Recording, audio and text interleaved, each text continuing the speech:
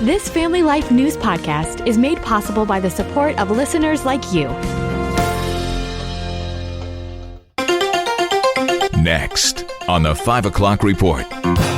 This impacts all first responders. This could have been anyone. I actually said, Charlie, someday I think you have a good chance of being president. Customers are asking for more healthy options. Now, let's go to the newsroom. Good afternoon and welcome to the broadcast. I'm Family Life News anchor Sarah Harnish. Procession of Honor. It was a parade of lights early this morning for the 3 officers slain in York, Pennsylvania. There was a procession of hundreds of police, motorcycles, ambulances, fire trucks to honor the men lost in an ambush. We can show that the lives lost are important, that the families understand that this was not all for naught, that their heroism means something to people. Deputy Chief Mark Cohen stood on the side of the road today watching and told WGAL every responder in the state is impacted. It makes us stop and think, what do we need to do for our safety? It makes us look at each other and appreciate each other even more. Understand that while fortunately it doesn't happen very often, but every call could be our last, and that we need to make sure that we live our lives and tell our loved ones that we love them and that we care for them, because you never know. The officers were killed in the line of duty while trying to serve an arrest warrant, police calling it a brutal ambush. The suspect who was killed by police was identified as 24-year-old Matthew James Ruth. 2 other officers were also shot and are in critical but stable condition this afternoon. President Trump and Vice President J.D. Vance will speak at the funeral of assassinated Christian activist Charlie Kirk in Arizona on Sunday. Trump had this to say in a Fox News interview last night. He was a great person. He really was a great person. I actually said, Charlie, someday I think you have a good chance of being president. I think you will be president, maybe. I think you would have had a great chance. He was very compelling. I've never seen anybody capture a group of people like he captured youth. He captured youth. It was incredible. Mike Duty is a former U.S. Air Force sniper and has partnered with Charlie's organization, Turning Point USA, many times. If you watch any of Charlie's podcasts, anytime he's commented on anything, discussions at a college campus, he always showed grace, even if they were agitators. And I think that Charlie really was the best of us. In a world full of imperfection and sin, Charlie encouraged all to seek his Lord and Savior. There have been 60,000 new Turning Point USA chapter requests since Charlie's death.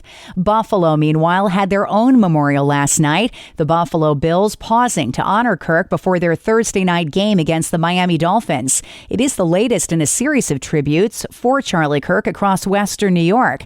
A number of images featuring the conservative youth organizer flashed across a large video screen at Hallmark Stadium before the game. The Bills tribute was 24 hours after hundreds attended a memorial honoring Kirk Wednesday night at Niagara Square. It's just ignited even a bigger flame to be bold in our beliefs and our worldviews and to love our neighbors. Charlie was so good at listening and understanding, so it's such a good reminder to not only voice loudly what we believe, but also loving and listening in the process. And I really think, too, it's really brought people together. You look at the amount of people that showed out tonight. There's been other gatherings all across the country, and it really has brought a sense of unity that this nation really needs moving forward. There was a large sign at that memorial with a famous Charlie Kirk quote saying, "I want to be remembered for my courage, for my faith." There are still plenty of questions about the framework of a TikTok deal after President Trump had a phone call with China's President Xi today. CBS's Willie James Inman. He appreciates the TikTok approval. It's unclear what that essentially means. Do we have a deal? What happens to TikTok's algorithm? Of course, parent company ByteDance has pushed back against that law. Trump will meet in person with Xi next month in South Korea and will go to China early next year. House Speaker Mike Johnson just took to the floor today to talk about the stopgap funding bill to keep the U.S. government afloat. They're about to run out of cash again. If they choose to vote against this clean, completely nonpartisan CR, then they will be choosing to shut the government government down, and they will owe the consequences of what happens following that. He called out New York senior Senator Chuck Schumer, saying he's trying to force some things into the bill. Force, for example, and everybody at home needs to understand what Chuck Schumer is trying to do is force $1.4 trillion in additional spending on the American people, a spending hike. He also wants health care to be provided free by American taxpayers for illegal aliens. We're not going to do that either. He also wants to add $500 million to prop up left-leaning media organizations. We're not doing that either. Chuck Schumer chose to try to make this a partisan exercise, and it's wrong to do that. Hakeem Jeffries was asked to comment to represent the Democratic response and declined. In Atlanta, a CDC panel is discussing the COVID-19 shot today. There are people outside protesting under a banner that reads, quote, "The CDC protects us all." Joining them, about 24 former agency employees holding signs urging the committee to focus on the science surrounding CDC recommendations. Katrina Kretzinger says she's concerned about what's happening inside. If a standing recommendation without any new evidence is suddenly changed, the only thing that can really do is create confusion and sow doubt in the public. Health and Human Services Secretary Robert F. Kennedy says the U.S. has some of the highest chronic disease numbers in the world, and the CDC needs to get to the science of why. That includes studying what we eat and what we inject. And a California county is the first in the nation to ban junk food in grocery store checkout aisles. Michael Wallace has that story. Contra Costa County supervisors in the Bay Area passed the ordinance for stores larger than 2,000 square feet. Arlene Sandu is the county's health specialist. Overwhelmingly, their customers are asking for more healthy options. Allie Wolgamuth is with Bay Area Community Resources, which pushed for the change. Food placement matters. Food companies spend billions of dollars to secure placement of unhealthy products in checkout aisles. Adam Saba, manager of Billy Bly's Ranch Market in Bay Point, is all for it. Better community, you have better health, and everyone will benefit from it. Still to come on the 5 o'clock report, a sit down with our Capital Connection crew, Jason McGuire and Michael Gear, and our own Bob Price after a check of weather. I'm Kevin Williams, and here is your Family Life regional weather forecast. It's the final weekend of astronomical summer. Going to feel a little like fall at the start. Chilly night is ahead tonight, a beautiful day tomorrow, and a warmer day comes up Sunday. Rain, that's our next opportunity along about Monday and Tuesday of next week. Some of us surely and sorely need it. Our call for tonight, turning out clear and chilly. Low temperatures ranging from the lower 50s in the urban centers and near the Great Lakes to around 40 in some of the normally colder rural valleys with some patchy late-night fog. Tomorrow, bright, sunny, crisp, and comfortable. High temperatures mid-60s to the mid-70s. Sunday, some sunshine and warmer. High temperatures 70s to near 80. All right, Kevin, time to check in with our men in the know in the state capitals of New York and Pennsylvania. We begin in New York and Governor Kathy Hochul as she prepares for her next campaign.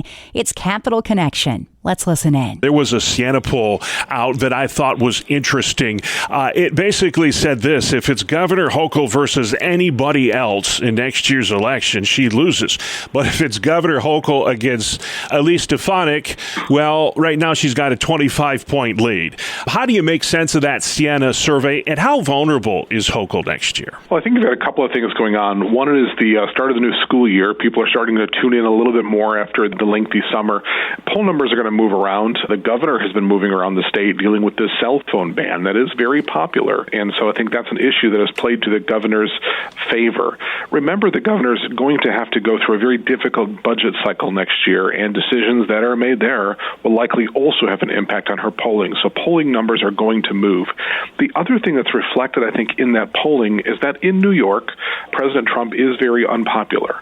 And if you have a candidate who is aligned very closely with President Trump, that is impacting poll numbers in that gubernatorial race.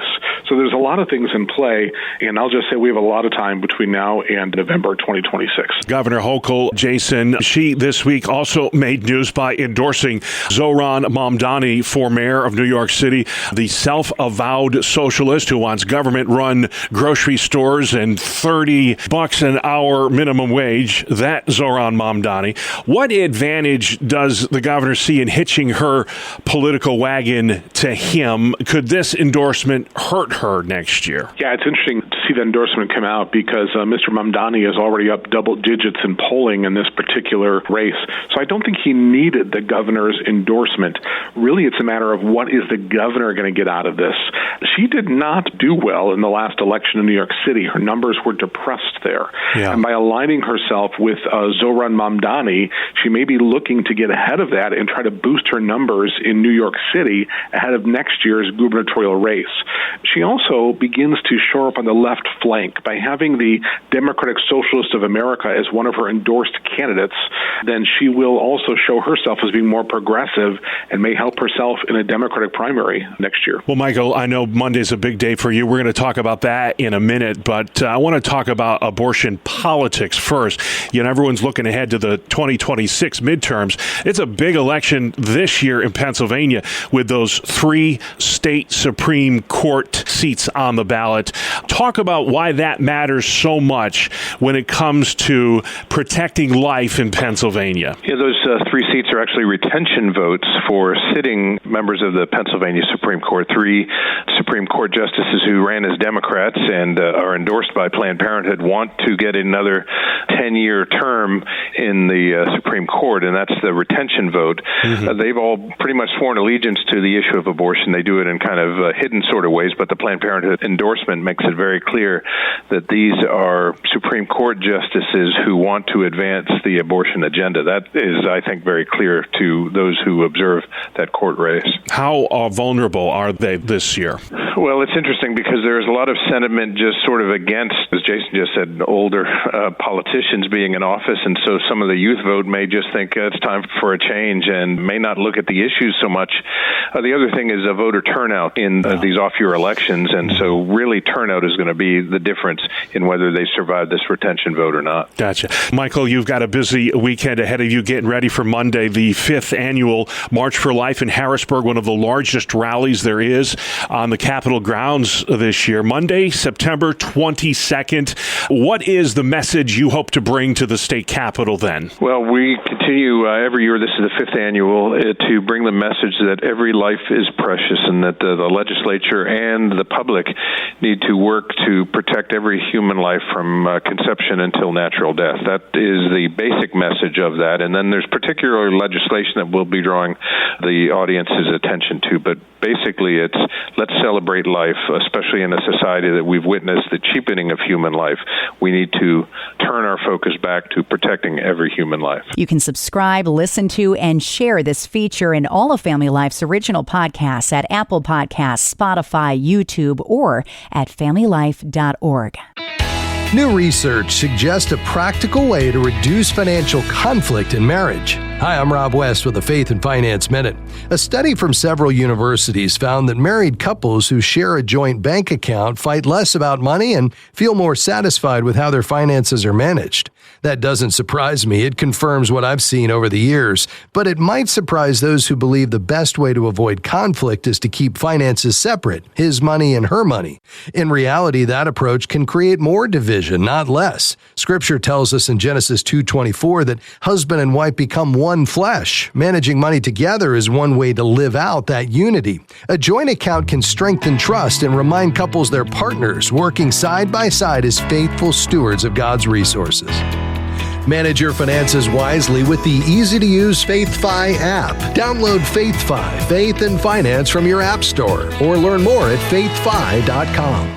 Coming up on the 5 o'clock report, a minute with the man that was in the car as Charlie Kirk went into the arms of Jesus. A beautiful tribute after one last look at weather. I'm Kevin Williams, and here is your Family Life regional weather forecast. It's the final weekend of astronomical summer. Going to feel a little like fall at the start. Chilly night is ahead tonight, a beautiful day tomorrow, and a warmer day comes up Sunday. Rain, that's our next opportunity along about Monday and Tuesday of next week. Some of us surely and sorely need it.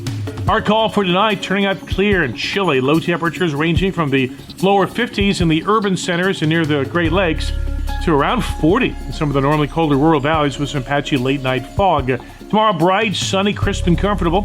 High temperatures mid-60s to the mid-70s. Sunday, some sunshine and warmer. High temperatures 70s to near 80. All right, Kevin, finally at 5, remembering Charlie Kirk. A funeral service for the 31-year-old cultural icon happens this weekend in Arizona. Kirk was killed last week while speaking to college kids at an outdoor event in Utah. Close friend and Christian author Frank Turek describes what happened in the car on the way to the hospital as Charlie Kirk entered eternity. Here's what he said. I got in the car because if there was any way I could save him, I had to do something. And Charlie's laid out in front, just right in front of me. And Charlie's so tall, we can't close the door. We drove 4 miles all the way to the hospital with the door open. And I'm yelling, come on, Charlie, come on, come on. We're cutting through intersections, we're just beeping the horn. This is not an emergency vehicle. There's no lights. There's none of this. And I go, we got to start CPR. So I try and start that. Charlie wasn't there. His eyes were fixed. He wasn't looking at me. He was looking past me right into eternity. He was with Jesus already. He was killed instantly and felt absolutely no pain. That's what I was told later. But of course, we had to try. By the way, there was just nothing any of us could do about it. We were giving him CPR, but nothing was happening. It wasn't like if we had better first aid or we had better medical facilities or we were faster to the hospital, we could have saved him. We couldn't. So if that's any comfort at all, Charlie didn't suffer. He was gone. He was with Jesus, absent from the body, present with the Lord. That's where he was. That's Christian author and mentor to the late Charlie Kirk, Frank Turek. Kirk's funeral happened Sunday at a stadium in Glendale, Arizona. And that's the world that we live in for Friday, the 19th of September. I'm Sarah Harnish, and this is the 5 o'clock report on Family Life. Thank you for listening to this Family Life News podcast. If you've been encouraged by what you've heard, please share it with others and click the subscribe button to automatically receive future episodes. Family Life is a listener-supported ministry. Podcasts like this are made possible by your financial partnership. Find out more at familylife.org.